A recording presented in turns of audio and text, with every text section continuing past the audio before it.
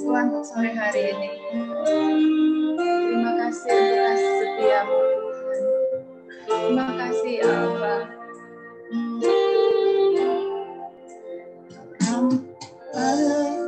Air mataku jadi permata,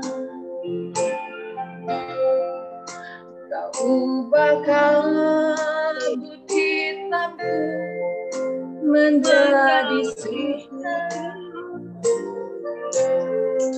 kepahitan kesukaran Kau ubah jadi bintang-bintang, Kau rangkai air mata di permata. Oh, terima kasih ya Allah. Betapa beda jalanmu dari jalan. Yesus, terima kasih Tuhan.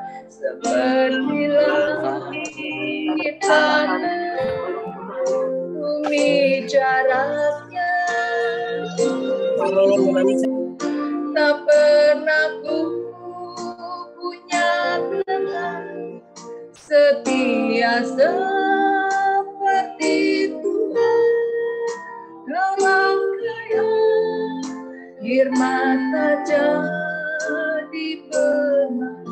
Panggil dia saudara. Yes. Oh yes. Rasakan hadiratnya. Yes. Oh yes. Tak pernah ku punya teman setia seperti Tuhan. Kau rangkai air mata jadi permata. Terima kasih Tuhan untuk kasih setiamu.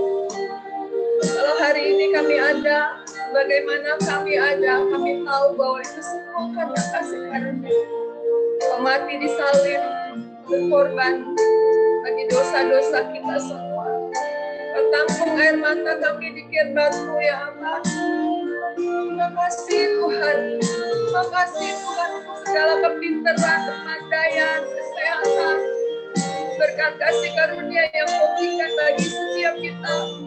Bede Victory Sekina sampai hari ini. Kau baik. Ampuni kami ya Allah. Ampuni kami ya Tuhan. Kau rangkai air mataku jadi permata. Oh haleluya. Kau ubahkan kabut hitammu menjadi sutra, kepahitan kesukaran Kau ubah jadi bintang-bintang. Kau rangkai air mata jadi permata. Kau rangkai air mata jadi permata. Kau rangkai air jadi permata. Terima kasih ya Tuhan, sebentar kami akan mendengarkan akan firman-Mu. Biar kiranya firman-Mu Tuhan memberikan kekuatan bagi setiap kami. Kami tahu Tuhan di sore hari ini Engkau berkati hamba-Mu yang sebentar akan menyampaikan berita kebenaran firman-Mu. Biar melalui mulut bibir hamba-Mu Tuhan, ada pesan-pesan yang Engkau akan sampaikan. Kau urapi hamba-Mu ya Abah. Kau urapi kami semua, telinga kami, ruangan di mana kami ada. Di dalam nama Tuhan Yesus kami bersyukur dan mengucap syukur. Haleluya. Amin. Silakan Pak Gembala. Ya. Terima kasih semuanya.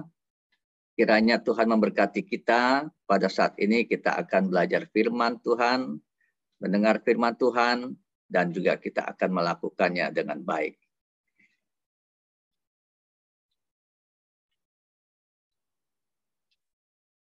Oke, sekarang saya mau share screen dulu ya.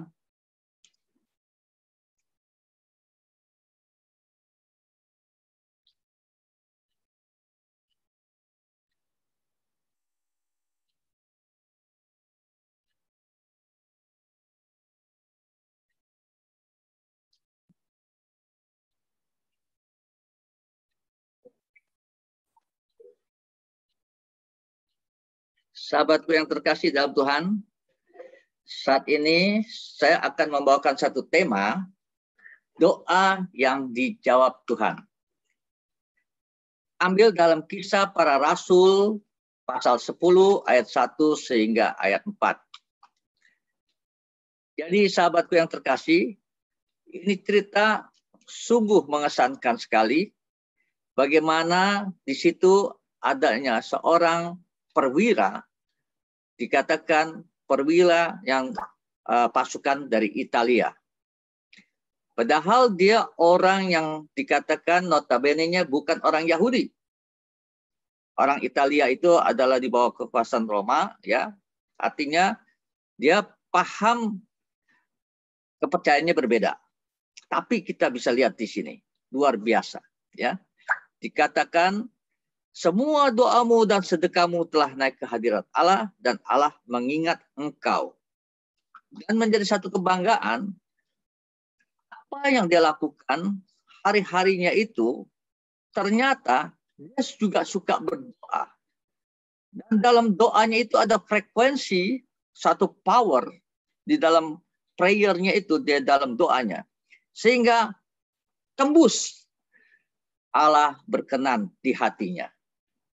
Padahal kembali lagi, notabene-nya latar belakangnya bukan orang Yahudi. Nah, ini kita simak, luar biasa ini cerita. Kisah Para Rasul 10 ayat 1 sampai ini, di mana kita lihat seorang perwira yang boleh dikatakan dia pangkatnya cukup tinggi, tapi dia begitu orangnya sederhana, orangnya bijaksana, orangnya ramah dan tidak sombong, dan dia mau bergaul dengan bangsa Yahudi. Pada saat itu bangsa Yahudi dijajah oleh Roma. Tapi ini menjadi satu contoh yang baik. Cornelius ini kepala perwira pasukan Italia, dia begitu peduli kepada orang-orang Yahudi. Yuk kita lihat. Kita baca firman Tuhan ini. Mulai dari ayat 1 dikatakan apa? Di Kaisarea ada seorang yang bernama Cornelius, seorang perwira pasukan yang disebut pasukan Italia. Ayat 2, ia saleh, ia serta seisi rumahnya takut akan Allah, dan ia memberi banyak sedekah kepada umat Yahudi dan senantiasa berdoa kepada Allah. Keren nih. Dia padahal ya bangsa Romawi, kepercayaannya bukan kepada Allah. Banyakkan dia mitos-mitos, mistik-mistik, ya, dewa-dewa. Tapi luar biasa di sini kita lihat. Senantiasa berdoa kepada Allah. Ayat 3. Kita lihat. Dalam suatu penglihatan kira-kira jam 3. Jam 3 petang. Jelas tampak kepadanya seorang malaikat Allah masuk ke rumahnya dan berkata kepadanya, Cornelius. Jadi betapa bangganya kalau boleh saya katakan, ya, dia bukan orang dikatakan umat pilihan Allah, tapi orang-orang yang sebenarnya bukan orang yang bersunat, bukan orang Yahudi, tapi kok mau ya Tuhan turun berkenan kepada Cornelius. Nah, pada zaman itu bangsa Yahudi, bangsa Israel itu berpikirnya hanya orang yang layak adalah orang-orang Yahudi dan bangsa Israel saja. Nah, di sini kita belajar firman Tuhan ini. Bahwa apa yang dilakukan buatan Cornelius, Tuhan berkenan kepada dia. Sahabatku, ayat 4-nya. Ketika itu pada saat dikatakan Cornelius, ya, ada malaikat berkata, Cornelius, ayat keempatnya apa? Ia menatap malaikat itu dan dengan takut ia berkata, ada apa Tuhan?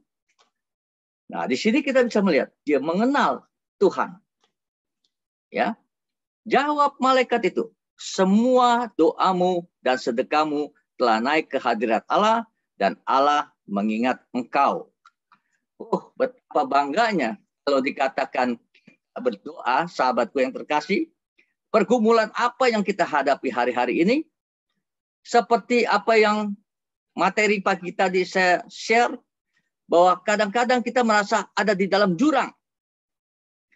Apa yang kita alami, kesulitan, kesukaran, masalah, persoalan yang menekan. Dan otomatis pada umumnya, sahabatku yang terkasih dalam Tuhan, selalu meminta pertolongan, berdoa pada Tuhan. Betul tidak? Pasti kita minta pertolongan sama Tuhan. Paling tidak kita berdoa, Tuhan tolong saya. Tapi tidak kunjung datang. Dan kita lihat di sini, Cornelius, dia tetap berdoa. Dia melakukan sesuatu yang baik di mata Tuhan. Sehingga Tuhan berkenan kepada Cornelius. Maka itu, ini doa yang dijawab Tuhan ini luar biasa. Kalau boleh dikatakan, alangkah bahagianya bila kita alami seperti Cornelius. Ini padahal dia bukan bilangan orang Yahudi saat itu dan zaman itu. Di luar orang Yahudi dianggap tidak akan menerima pencurahan Roh Kudus. Dan itu dilakukan oleh murid-murid Tuhan Yesus sendiri. Nah, saat itu ternyata ya murid-murid menolak tuh. Ya, sebagian besar. Ya, Petrus saja hampir saja. Tapi Tuhan memberikan penampakan kepada Petrus. Maka itu kita lihat. Kenyataannya Tuhan berkenan utus malaikatnya hampiri Cornelius. Sahabatku, kalau kita berdoa, berdoa yang sepenuh hati. Berdoa yang tulus kepada Tuhan. Berdoa yang sungguh-sungguh murni, bukan ada maksud di balik semuanya itu. Maka doa kita bisa dijawab Tuhan. Saya percaya Cornelius dia tulus hatinya. Dia begitu rendah hati. Dia begitu ramah, dia begitu bijaksana. Nanti kita lihat. Ya. Dan apa yang terjadi? Cerita ini mengajarkan kita, kenapa Tuhan berkenan mau menjawab Cornelius? Apa sih rahasianya?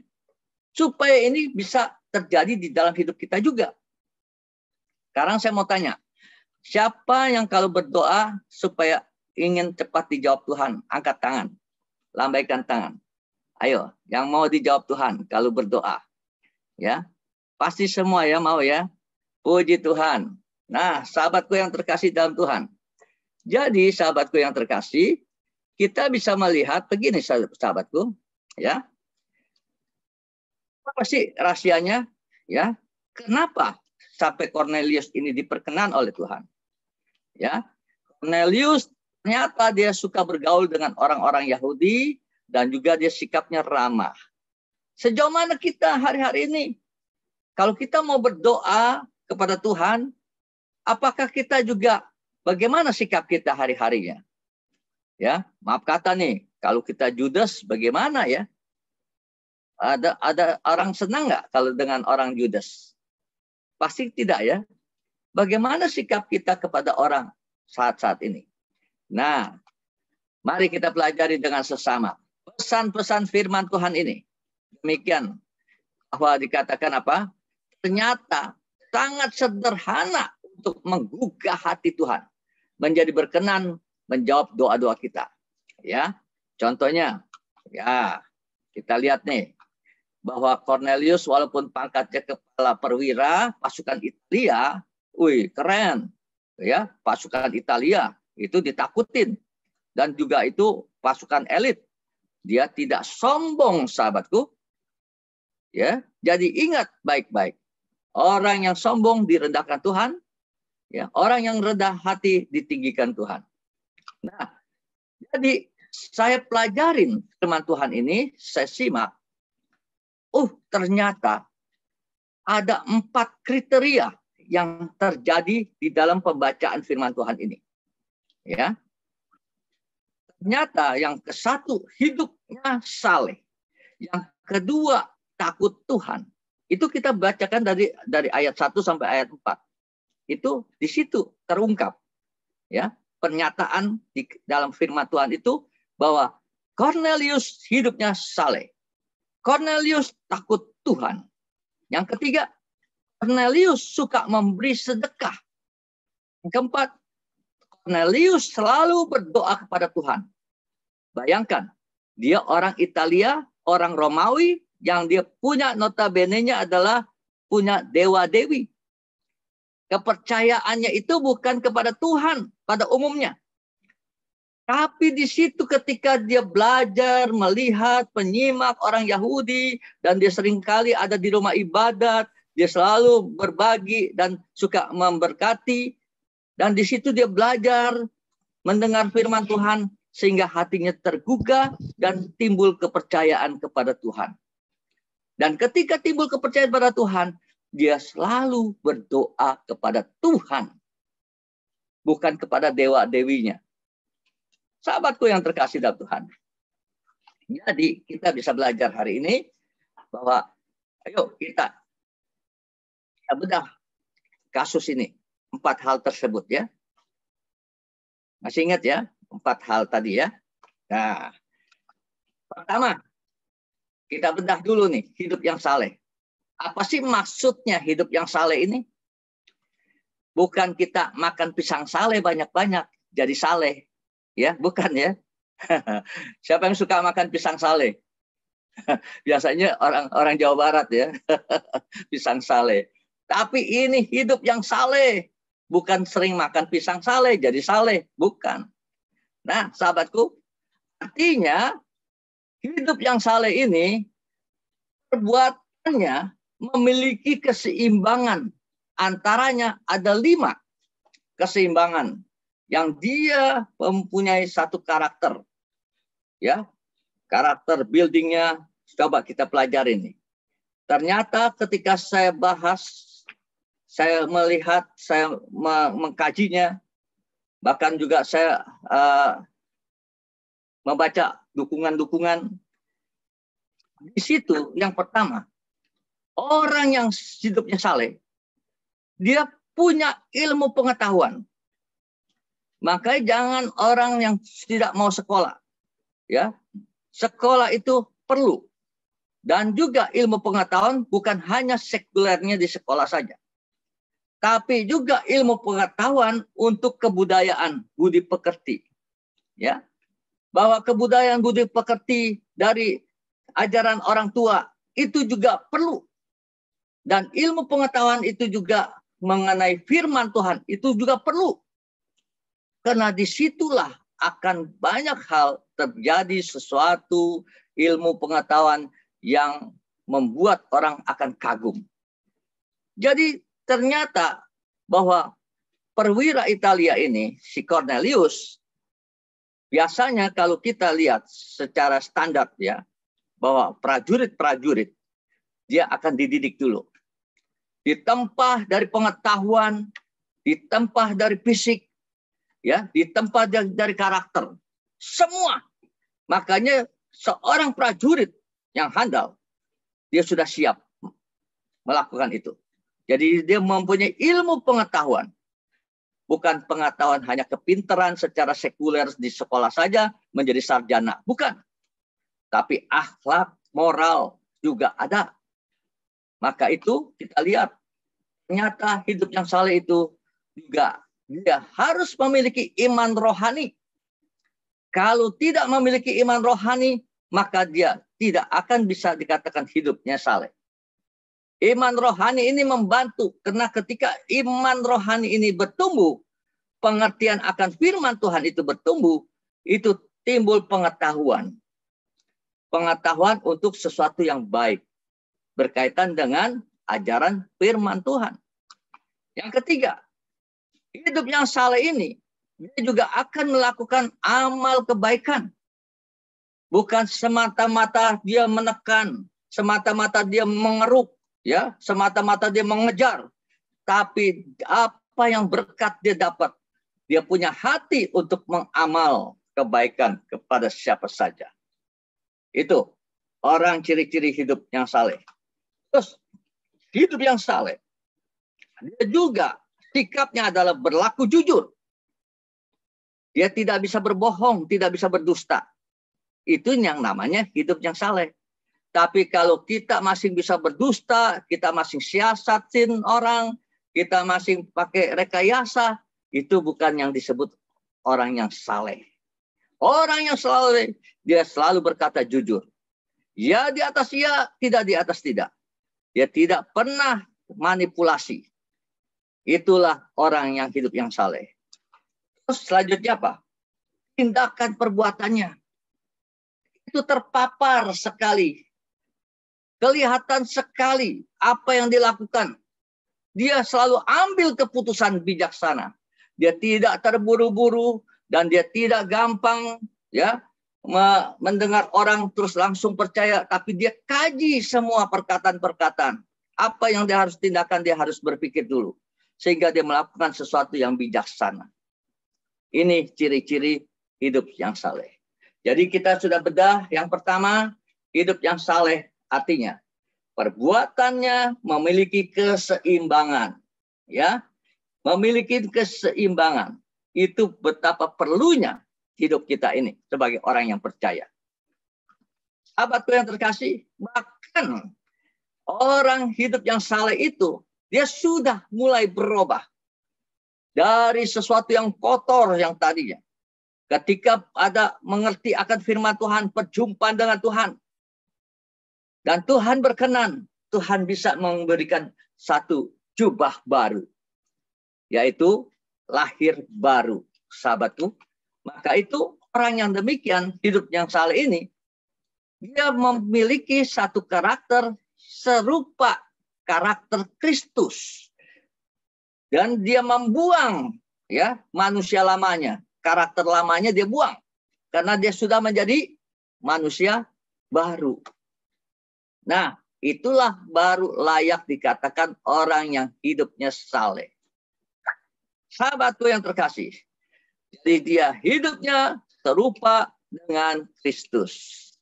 Sejauh mana hari-hari ini, apakah kita sudah mengerti kehidupan kita ini? Apakah kita hidup hanya semata-mata untuk hidup saja? Sebenarnya kita harus tahu ada tujuan akhir. Bahwa kita ini adalah ciptaan Tuhan yang sempurna. Yang dikatakan serupa segambar dengan Kristus. Maka itu kehidupan kita itu kita harus tahu sejauh mana hari-hari ini. Apakah kita sudah pantas dan layak atau tidak. Mari, coba kalau kita renungkan. Kalau kita betul-betul mencintai Tuhan Yesus. Saya mau tanya siapa yang percaya dan cinta Tuhan Yesus sepenuh hati? Angkat tangan. Orang yang cinta Tuhan Yesus sepenuh hati, angkat tangan. Amin, amin, amin, amin, amin. Nah, kalau begitu kita harus tahu karakter Kristus apa. Dan itu kita seringkali membahasnya bahwa sifat-sifat karakter Kristus itu ada di dalam Galatia 5 ayat 22-23. Disitulah kita akan memancarkan Kristus ada di dalam kita. Ya, kita ada di dalam Kristus. Baru bisa kita hidup dikatakan orang yang bijaksana, orang yang saleh. Oke, kita lanjut sekarang. Bagian kedua. Ya. Bagian kedua, fear of the Lord. Artinya takut akan Tuhan. Hidup yang kedua ini takut akan Tuhan. Bahwa kehidupan kita hari-hari ini, sudahkah kita sungguh-sungguh takut akan Tuhan? Banyak orang Kristen, orang yang percaya, orang yang rajin ke gereja, tapi hidupnya masih amburadul. Sepertinya ya dia tidak takut akan Tuhan. Tapi perkataannya kalau ditanya takut Tuhan enggak? Oh, aku sih takut Tuhan. Ngomong begitu. Tapi perbuatannya kadang-kadang diam-diam melakukan sesuatu yang tidak baik. Di gereja sih oke, seperti malaikat terang. Wih, shalom, haleluya. Haleluya, shalom. Udah kayak malaikat saja. Nah, tapi Baru keluar dari gereja, mobilnya keserempet. Sialan lu, brengsek lu, kurang ajar lu. Waduh, habis deh ngomongnya. Udah nggak keruan. Nah, apakah itu kita punya karakter Kristus? Harus kita mengerti. Nah, maka itu mari. Yang kedua itu, Cornelius, the fear of the Lord. Jadi dia takut akan Tuhan. Nah, takut akan Tuhan itu bagaimana? Kita harus tahu apa sih sikap takut akan Tuhan ini. Coba, apa yang dimaksud takut akan Tuhan?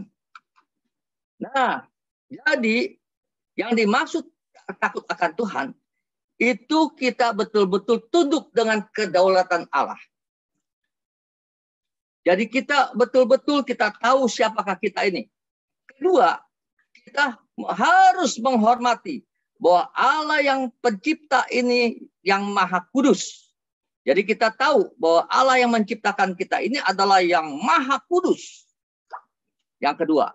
Yang ketiga juga harus mengerti bahwa Allah dapat membinasakan jiwa dan tubuh di dalam neraka. Itu Matius 10 ayat 28. Karena hidup ini ada akhirnya, sahabat, dan ada penghakiman yang adil yang membawa manusia itu masuk neraka atau masuk surga. Nah, kalau kita mengerti akhir tujuan hidup kita ini adalah masuk dalam kerajaan surga, adalah memang tempat kita di sana asalnya, tapi karena rusaknya tipu daya iblis itu, sehingga akhirnya Adam dan Hawa jatuh dalam dosa. Dan akhirnya orang-orang yang tidak mau berbenah diri, dia masih melakukan dosa, jangan harap dia bisa memiliki warisan kerajaan surga. Ya, Matius 10 ayat 28. Kalau boleh, tolong satu orang yang bisa bantu saya membacanya. Matius pasal 10 ayat 28. Ada nggak yang bisa membacanya? Tolong segera, jangan lama-lama, supaya kita jangan terlalu panjang.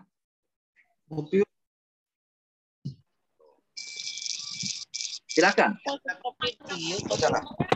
Matius 10 pasal 11 ya, Pak? Pasal 10 ayat 28. Oh, 28.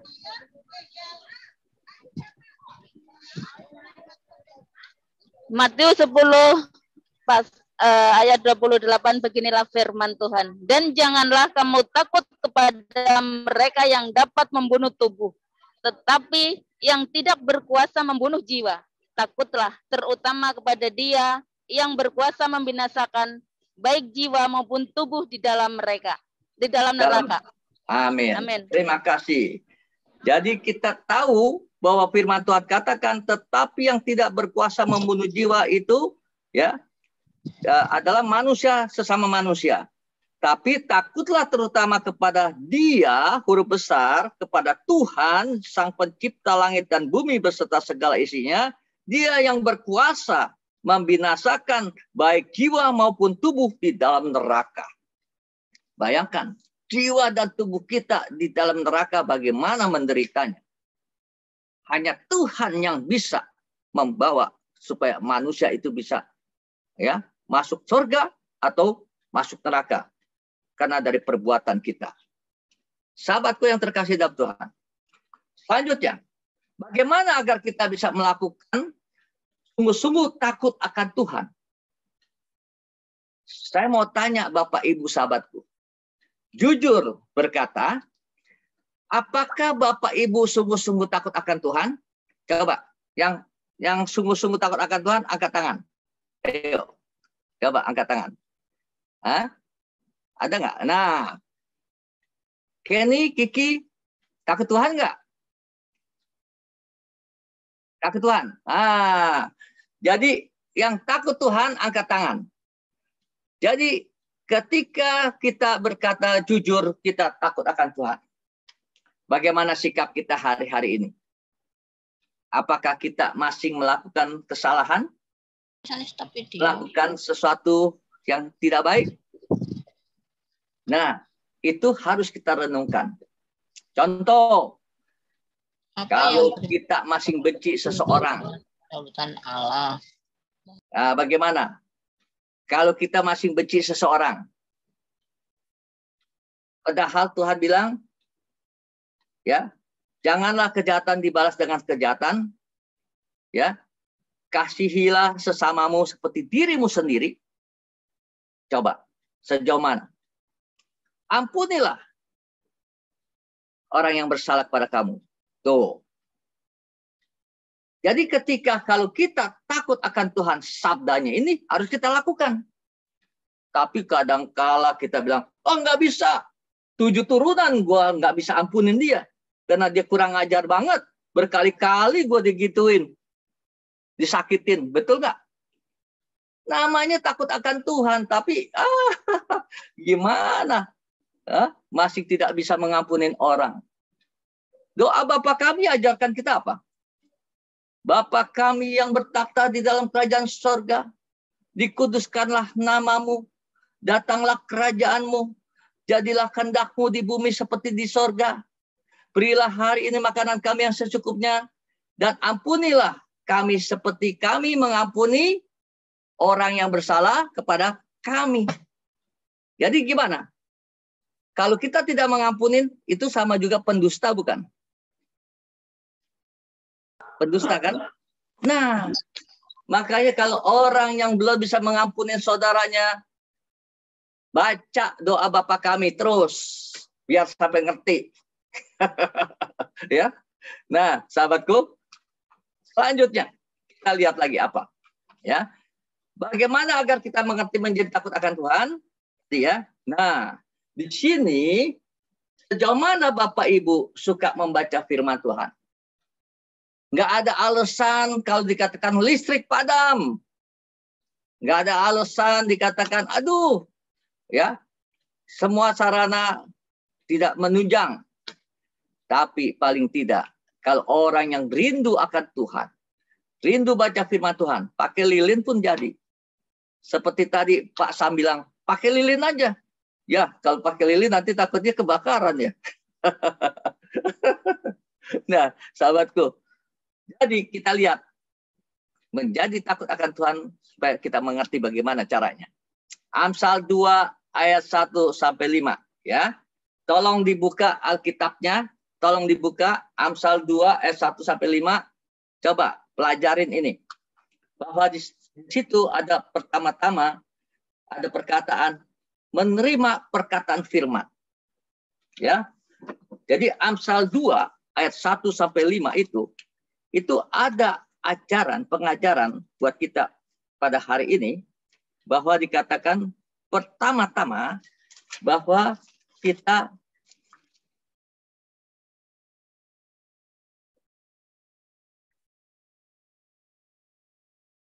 sorry kepencet.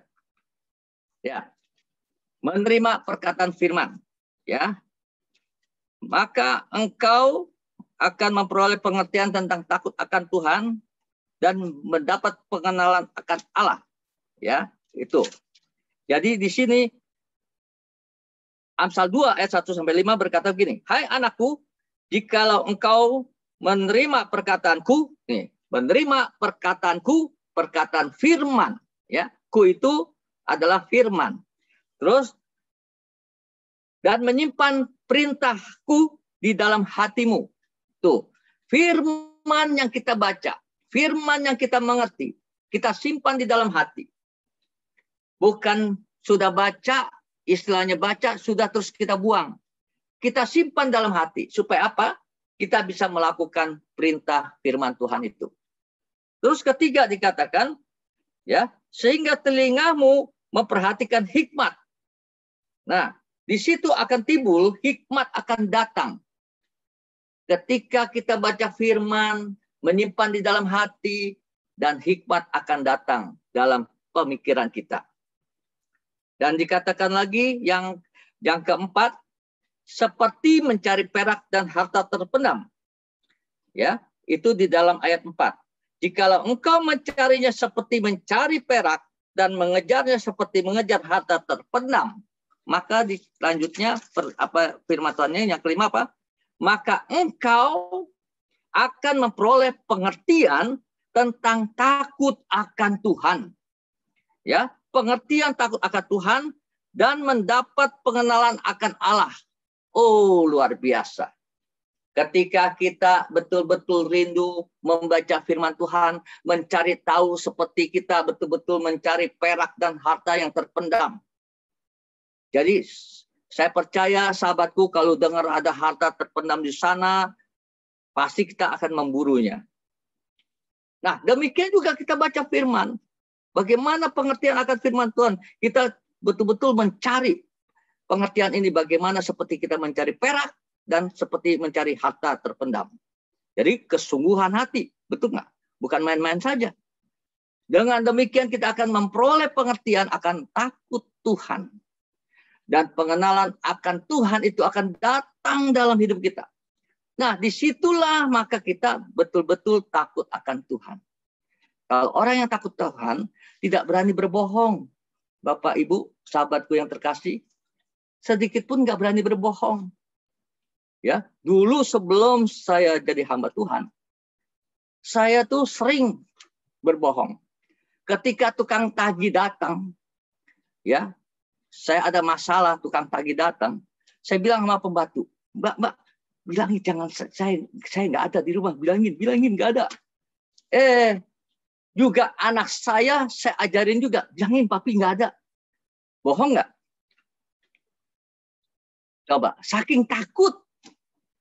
Tapi orang Kristen, ketika saya lahir baru bertobat, baru saya mengerti itu sesuatu yang salah, yang tidak boleh dilakukan. Sejak itu sampai hari ini saya tidak mau berbohong. Berusaha tidak mau berbohong. Ya di atas ya, tidak di atas tidak. Kalau mampu, tidak. Lebih baik terbuka bicaranya. Itu baru yang dikatakan bahwa kita adalah anak Tuhan. Ingat Hosea pasal 4 ayat 6a. Umatku binasa karena tidak mengenal Allah. Tuh, ketika kita tidak mengenal Allah, kita tidak takut akan Tuhan.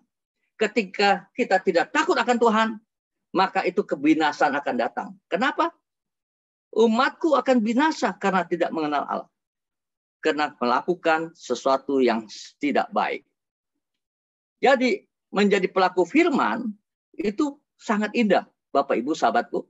Ketika kita menjadi pelaku firman, ya pelaku firman Tuhan maksud saya, itu akan hidup dipimpin oleh Roh Kudus. Nah, ketika kita dipimpin oleh Roh Kudus, percaya deh, tidak akan keliru hidup kita. Dan di situ ada kedamaian, ada kesejahteraan. Karena Roh Kudus selalu mengajarkan kita kebenaran. Roh Kudus menginsafkan akan dosa. Mengingatkan kalau kita mau melakukan dosa, sepertinya kayak tertuduh nih. Aduh, rasanya nggak enak hati. Ya, kita mau melakukan sesuatu yang salah saja. Ya, nggak enak hati. Kadang-kadang juga kita diajak oleh suasana untuk apa? Supaya bisa berbohong. Tapi kalau kita sudah ada Roh Kudus, itu nggak berani berbohong. Dan Roh Kudus memberikan hikmat pengertian bagaimana menjawabnya supaya jangan tersandung. Nah, kalau kita menghargai firman seperti ya mengejar perak dan mengejar harta terpendam, di situ pengetahuan dan hikmat akan datang. Oke, selanjutnya. Kita lihat selanjutnya yang ketiga. Suka memberi sedekah. Cornelius ternyata walaupun dia seorang perwira yang boleh katakan pasukan yang elit, tapi dia tidak sombong, bahkan dia juga tidak pelit. Dia suka memberi sedekah. Bahkan dia tidak tanggung-tanggung memberi sedekahnya. Dia juga bisa membantu membangun bait Allah. Ya, orang-orang Yahudi yang membutuhkan pembangunan bait Allah, dia selalu ada di situ untuk membantu. Dan orang-orang yang istilahnya yang susah, yang apa, dia selalu bantu. Jangan dihidupin emang nggak boleh. Jadi dia suka memberi sedekah. Disinilah kenapa Tuhan berkenan kepada Cornelius. Padahal notabene-nya bukan orang Yahudi. Sahabatku yang terkasih, karena Cornelius suka memberi sedekah kepada orang-orang yang bukan bangsanya dan juga suka membantu kebutuhan pembangunan rumah ibadat dan juga kepada orang-orang miskin dan tidak memandang ras dan golongan. Banyak kan kalau kita nih, ya, maaf di sini bukan kita, maksudnya bukan kita. Maksudnya banyak kan ada orang yang di luar sana, ya, di luar sana. Namanya OKB, tahu dong OKB? Wah, orang kaya baru. Datang nih teman-teman yang lama yang merepek gitu. Wah, dia udah ini diusir sama dia. Ya. Tapi kita lihat Cornelius nggak sombong. Cornelius dia selalu berkenan untuk memberikan pertolongan pada orang. Maka itu dikatakan Cornelius ini dia adalah salah seorang yang dikatakan pasukan elit ini daripada 6 orang perwira di dalam pasukan Italia di Caesarea ini, dia adalah salah satu yang elit seorang perwiranya yang diandalkan. Tapi dia nggak sombong. Dia adalah bangsa kafir, dikatakan bangsa kafir karena orang Yahudi. Kalau bukan Yahudi artinya kafir, itu ya bersunat, yang tidak bersunat tetapi telah menerima Tuhan Israel. Tuh. Padahal dia itu orang dikatakan tidak bersunat, tetapi mau menerima Tuhannya Israel. Dia percaya kepada Tuhannya orang Yahudi.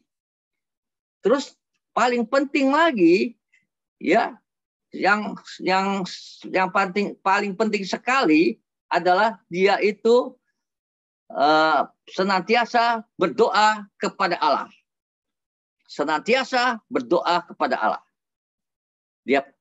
Dia percaya kepada Tuhan di dalam setiap aspeknya. Dia selalu kehidupannya itu menghargai Tuhan. Jadi perilaku orang saleh, segala aspek kehidupannya itu perilakunya menggambarkan, ya, menggambarkan kasih Kristus. Itu luar biasa. Sehingga pantas saja nyata si Cornelius, ya, berkenan, Tuhan berkenan datang kepada dia.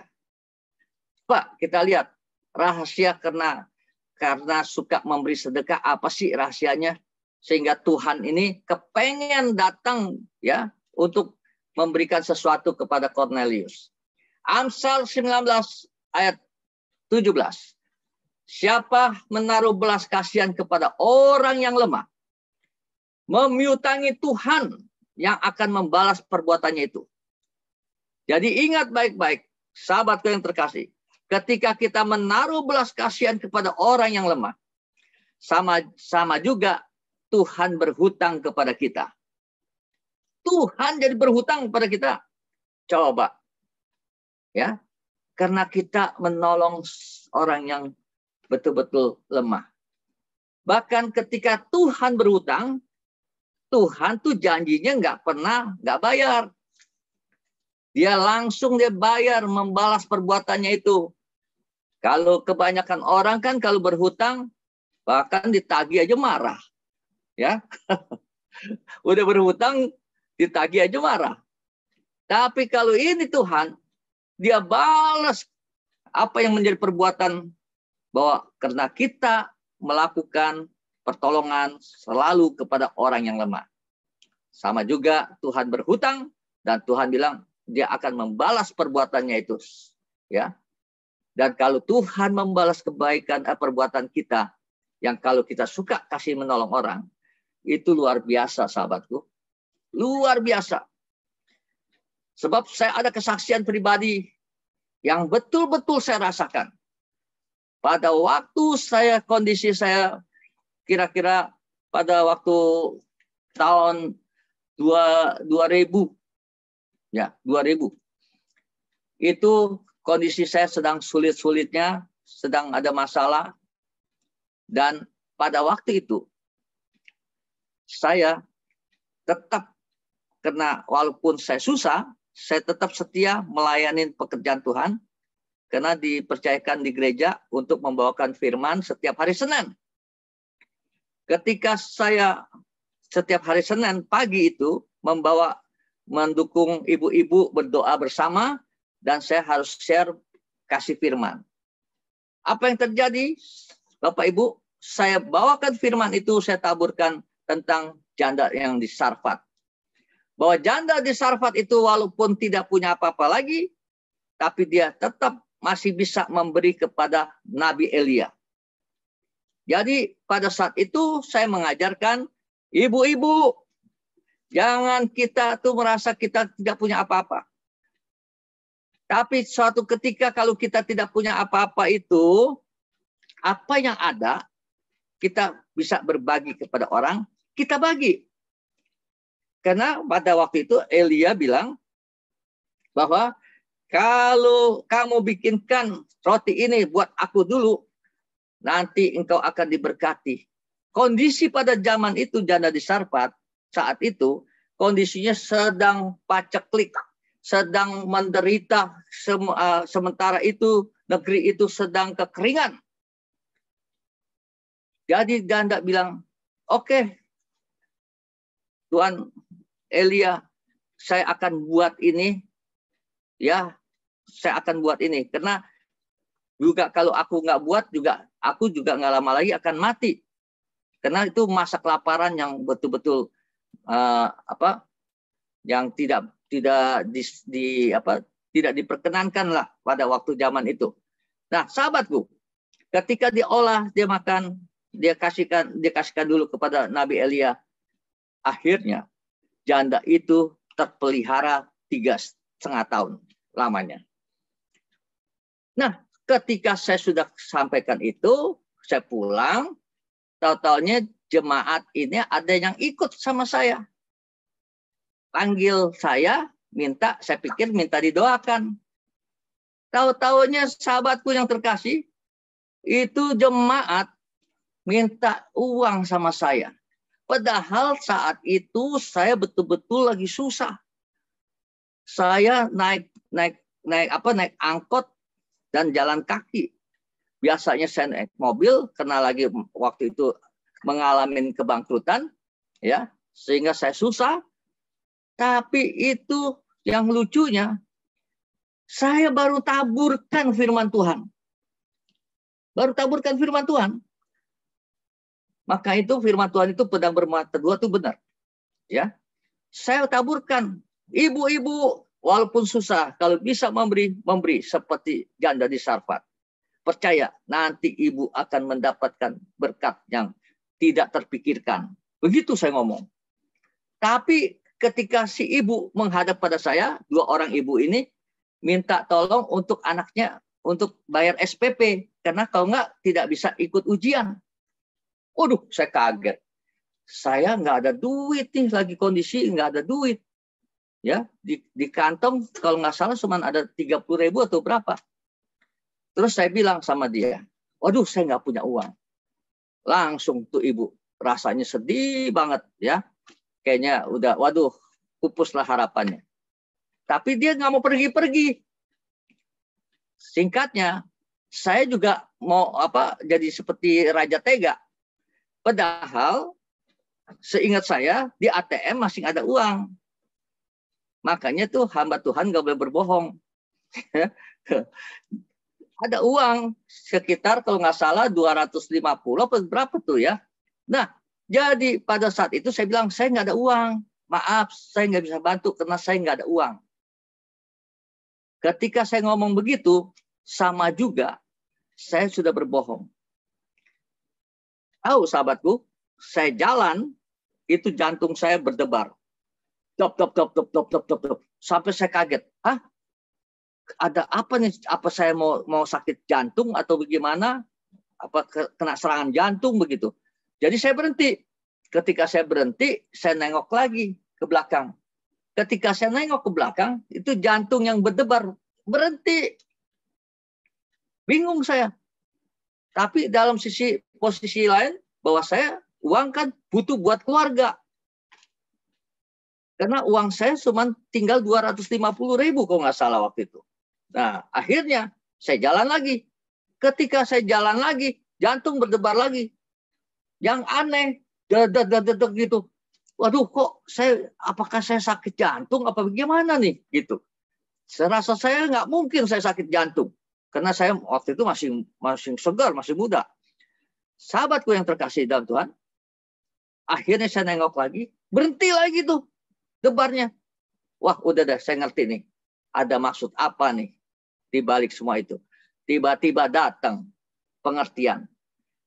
Apa yang kau tabur tadi tentang janda di Sarfat? Oh, waduh, saya terpukul, saudara. Saya langsung, aduh Tuhan, ampunin saya. Akhirnya saya panggil itu dua ibu ini. Mari sini. Coba kita lihat ke ATM. Ada berapa uang saya? Ya, dia mintanya 110.000 satu orang. Ternyata seingat saya kan di ATM cuma 250.000. Ya, sisanya. 270.000 atau 250.000 deh pokoknya. Kami berangkat bersama-sama ke ATM. Lihat, ambil. Dan ternyata bisa ambil 250, masih sisa 20.000. Jadi bisa ambil 250, masih sisa 20.000. Udah nggak ada lagi. Akhirnya saya minta tukeran untuk supaya kembali 30.000-nya. Karena 20.000 udah nggak bisa diambil lagi di ATM. Ya, karena kan waktu itu kan ATM cuma 50.000 bisanya. Dan apa yang terjadi sahabatku? Ketika saya mau pulang, ketika saya selesai kasih dia, sukacitanya luar biasa itu si ibu. Saya juga ikut sukacita. Tapi ketika saya sudah naik angkot lagi mau pulang ke rumah, baru saya mikir, ya mati dah. Ntar malam istriku nanyain di gimana nih uang yang untuk setiap harinya 50.000 nih. Udah nggak ada lagi. Di kantong tadi udah kepake. Yang 30.000 udah kepake buat angkot. Waduh, saya mikir sahabatku. Saya mikir malam, sore-sore itu saya berdoa sama Tuhan. Tuhan, tolong saya bagaimana caranya Tuhan. Ntar nih sebentar lagi nih jam 7, istri saya nih minta nih 50.000 kewajiban untuk ke pasar buat besok. Aduh, saya kalau mau bicara ngomong, saya takutnya jadi ribut. Ya, akhirnya saya berdoa, Tuhan tolong saya. Ketika saya berdoa begitu, dan Tuhan bilang, ya, sepertinya disuruh ke ATM lagi. Nah, saya kayak ngomong sendiri gini, ya Tuhan, nggak salah. Kan jelas-jelas 20.000 Tuhan. Sisa 20.000 gimana bisa ambil Tuhan? Saya ngomong begitu sama Tuhan. Tapi seperti disuruh tetap berangkat. Akhirnya, ya dah, saya coba. Jangan-jangan mungkin saya salah lihat nih. Mungkin 70.000, bukan 20.000, ya kan?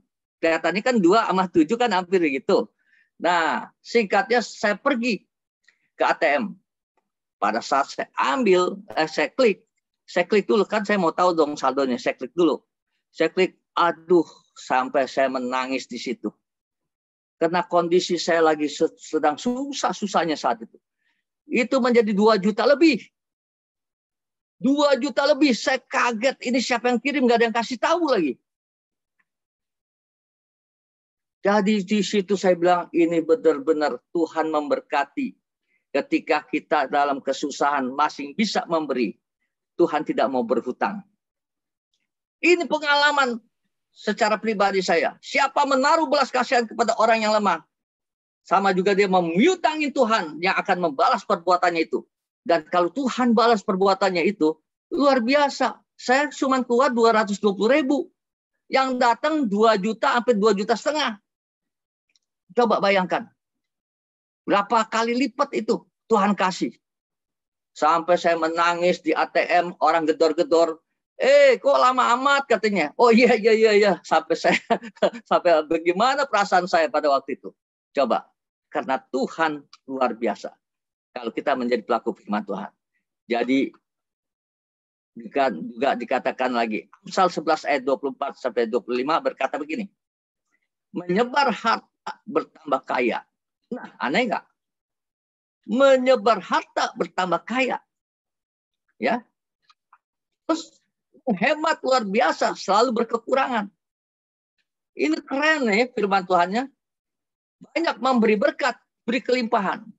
Yuk kita baca Amsal 11 ayat 24 sampai 25. Betul nggak kira-kira yang saya simak ini ya?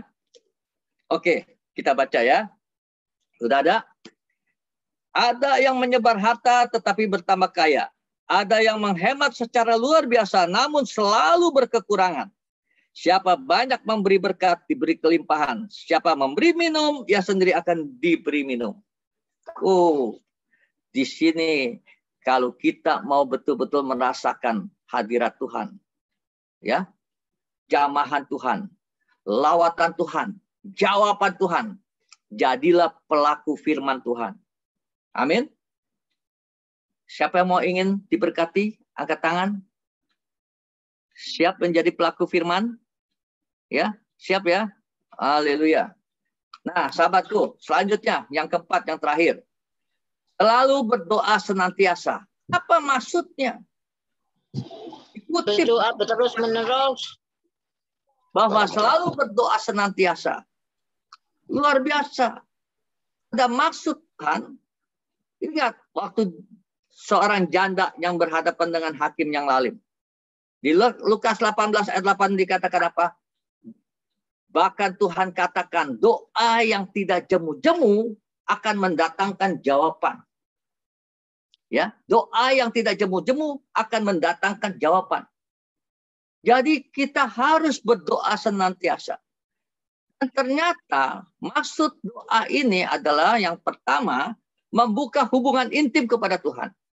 Jadi doa kita itu seperti tadi anak saya, Hoki Samuel, katakan doa kita itu pada Tuhan bukan hanya untuk minta berkat, bukan. Tapi membuka hubungan intim kepada Tuhan. Jadi saya cocok sekali anak saya ngomong begitu. Padahal saya belum ada konteks tadi, ya.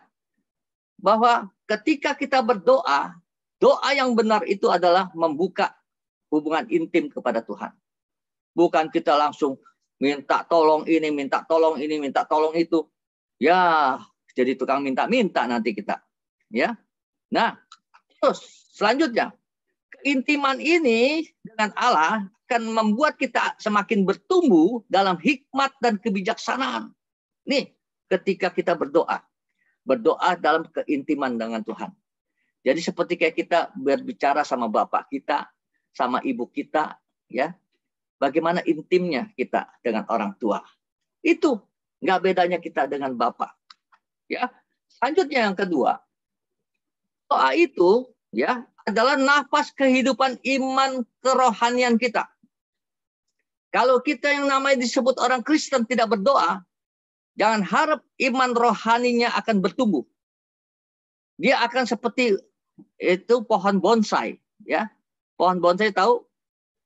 Ya, kalau bonsai sih memang makin kecil, makin mungil itu makin mahal. Tapi kalau iman rohani bonsai, jangan harap bisa apa-apa. Bagaimana doa akan ada kuasanya kalau iman rohani kita seperti pohon bonsai. Maka itu ketika kita senantiasa berdoa yang tidak jemu-jemu, itu membuat napas kehidupan iman rohani itu bertumbuh luar biasa. Dan yang ketiga, dia memberikan kekuatan spiritual. Jadi doa kita ada kuasa. Doa orang benar dengan penuh yakin dan percaya besar kuasanya. Yakobus pasal 5 ayat 16. Jadi dia ada kekuatan spiritual ketika kita intim dengan Tuhan. Yang keempat, ini pesan Tuhan Yesus sendiri nih. Ketika berhadapan pada waktu itu, ya, dia menghadapin pada saat di Taman Getsemani bahwa kalau boleh lalulah cawan ini daripadaku, ya, dan dia bilang sama Petrus, Petrus, berdoa dan berjaga-jagalah bersama dengan aku. Matius 26 ayat 40 sampai 41 ini bahwa dikatakan apa? Supaya apa? Supaya jangan jatuh di dalam berbagai pencobaan karena roh kita ini penurut, tubuh kita ini lemah. Jadi kalau orang yang tidak suka berdoa, jangan harap dia ada kekuatan. Bahkan pencobaan-pencobaan itu datang. Bahkan roh kita ini penurut. Ketika pencobaan itu menekan datang kepada kita, ada bisikan-bisikan bahwa kalau bisikannya Roh Kudus yang berbicara, masih oke. Tapi kalau yang bisikan Roh Kudus, ya, bagaimana saudara? Akhirnya hidup kita tidak benar. Maka itu membuat menjadi jatuh dalam dosa. Sahabatku yang terkasih, berdoa dengan tidak jemu-jemu ini mendapatkan jawaban. Jadi saya percaya sahabatku yang terkasih di sini, kalau berdoa pasti ingin dapat jawaban, bukan? Mari kita harus membuka hubungan dulu yang intim kepada Tuhan. Ya, kita harus ya betul-betul senantiasa berdoa supaya nafas kehidupan iman rohani kita bertumbuh.